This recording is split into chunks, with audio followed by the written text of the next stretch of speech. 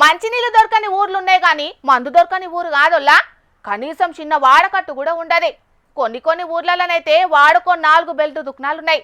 అగో గా తిరగ డాగేటోళ్ళు ఉన్నారు కాబట్టే కొంతమంది దొంగ బద్మాషిగాళ్ళు గీ తిరగ కథలు పడుతున్నారు. మందు దుఃఖనం ముచ్చటన్నారు. మందు దుఃఖనం చూస్తలేరందని అనుకుంటాన్రా? మందు దుఃఖనం కాదు, మందు తయారు చేసే దుఃఖనమే ఇది.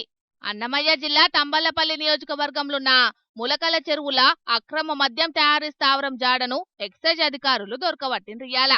₹1 కోటి మీదనే ఇలువగల మందుతో పాటు మందు తయారు చేసే ఇస్రేలను సుతం సీజ్ చేసిండ్రు. అట్లనే అక్రమంగా మందు తయారు చేస్తున్న 9 మందిని ఎక్సైజ్ అధికారులు లోకల్ పోలీసులు కలిసి అదుపులోకి తీసుకున్నారు.